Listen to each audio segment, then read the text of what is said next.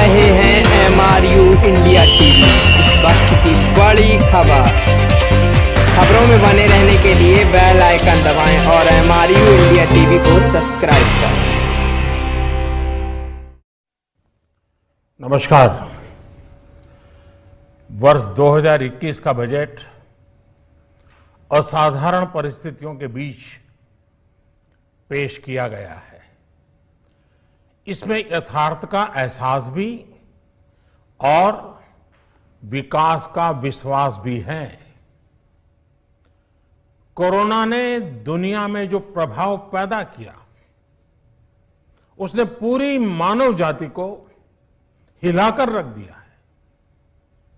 इन परिस्थितियों के बीच आज का बजट भारत के आत्मविश्वास को उजागर करने वाला है और साथ ही दुनिया में एक नया आत्मविश्वास भरने वाला है। आज के बजट में आत्मनिर्भरता का विजन भी है और हर नागरिक, हर वर्ग का समावेश भी है।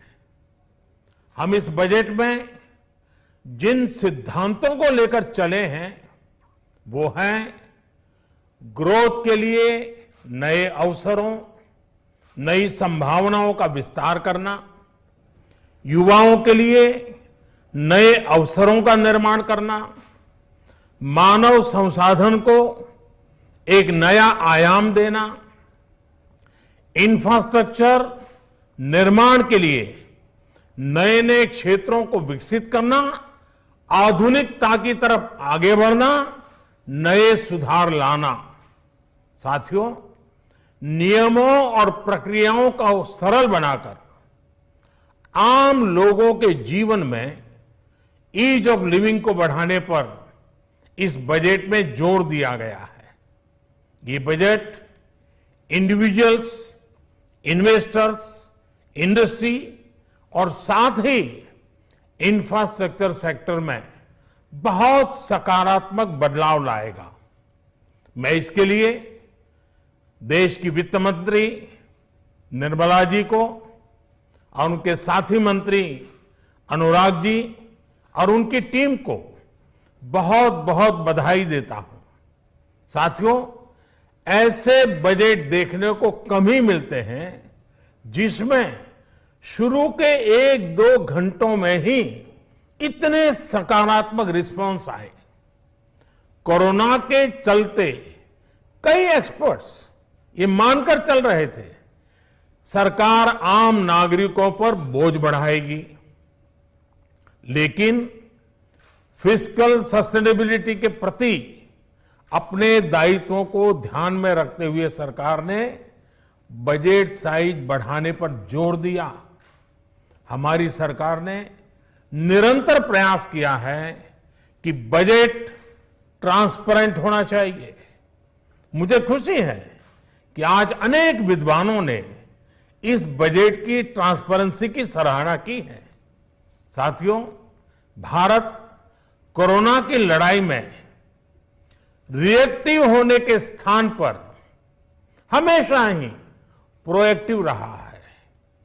चाहे वो कोरोना के काल में किए गए रिफॉर्म्स हो या फिर आत्मनिर्भर भारत का संकल्प, इसी प्रोएक्टिवनेस को बढ़ाते हुए आज के बजट में भी रिएक्टिव का नामो निशान नहीं है।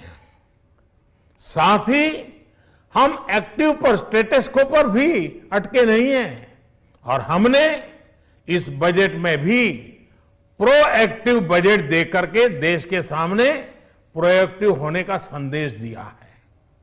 यह बजट उन सेक्टर्स पर विशेष रूप से केंद्रित है जिनसे वेल्थ और वेलनेस दोनों ही तेज गति से बढ़ेंगे, जान भी जहान भी।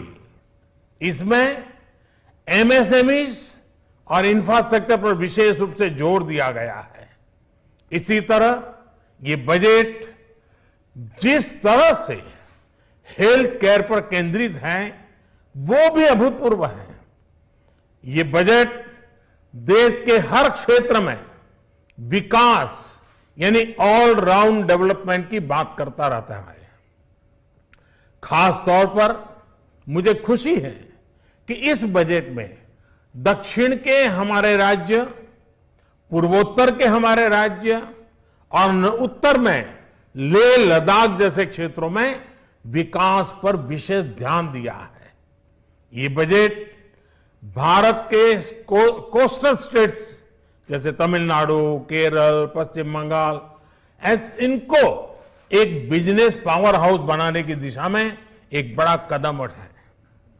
नॉर्थ ईस्ट के राज्य जैसे असम के अनएक्सप्लोर्ड पोटेंशियल को टैप करने में बजट बहुत बड़ी मदद करेगा।